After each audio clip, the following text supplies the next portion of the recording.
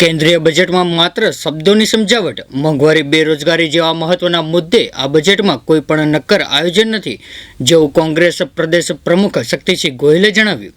કેન્દ્ર સરકારનું બજેટ સંપૂર્ણ નિરાશાજનક છે. મોંઘવારી, બેરોજગારી અને અનેક મુશ્કેલી વચ્ચે રહેતા ભારતીયોને અપેક્ષા હતી કે આ વર્ષે ચૂંટણી આવી રહી છે, એટલે ચૂંટણીલક્ષી બજેટમાં અમને કંઈક રાહતો મળશે.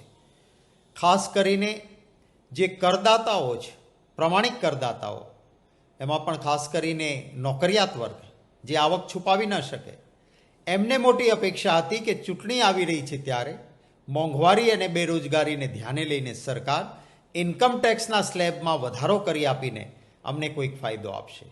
પરંતુ આ બજેટમાં direct tax, indirect tax, import duty બધા જ દરો યથાવત રાખવામાં આવ્યા છે. એટલે ઇન્કમ ટેક્સમાં પણ કોઈ ફાયદો નહીં, બીજા જે કરના માળખાઓ છે એમાં પણ કોઈ ફાયદો નહીં.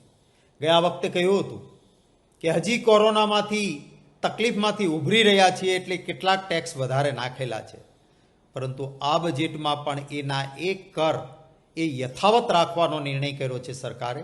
એ દેશના અર્થતંત્રને, દેશના નાગરિકોને નુકસાન કરશે.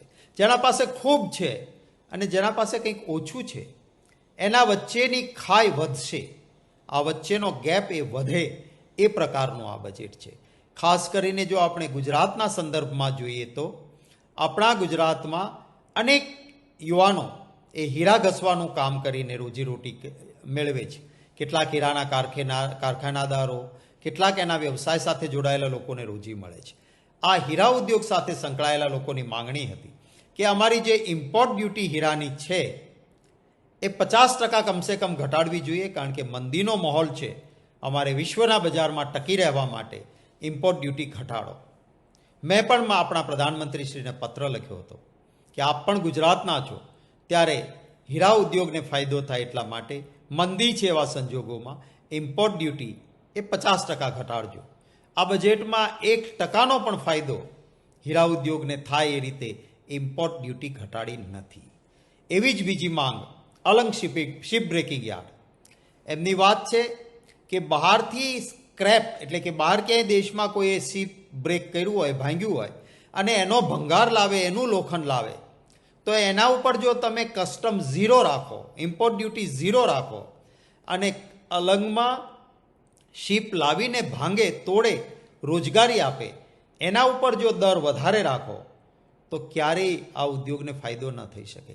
એટલા માટે એમની માંગણી હતી કે એટ પાર બહારથી આવતો ભંગાર અને શિપ બ્રેકિંગ અહીંયા થઈને ઊભો થતો ભંગાર, એ બંને વચ્ચે એક સરખી ડ્યુટી હોવી જોઈએ.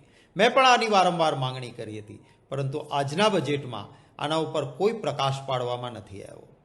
જે ખાધ છે એ આ બજેટથી ખૂબ વધશે.